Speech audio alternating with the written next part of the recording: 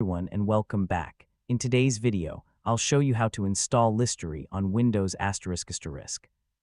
If you're looking for a faster way to search files, open folders, and launch apps, Listary is one of the best productivity tools available. Let's get started. First, open your favorite web browser and go to the official **Listary** website. Click on the **download** button to get the latest version for Windows. Wait for the installer to finish downloading.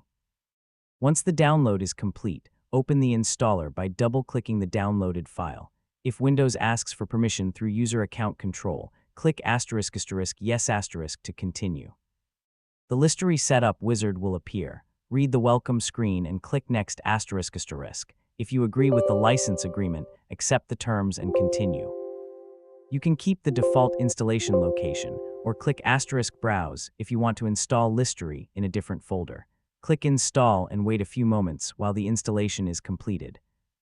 After the process finishes, click **finish**. Listary will automatically start, and its icon will appear in the Windows system tray near the clock.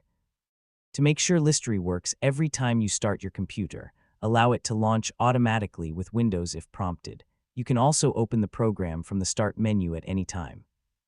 Now press the default Listary hotkey by double-pressing the **Control** key. If the search box appears, congratulations, Listary has been installed successfully and is ready to use.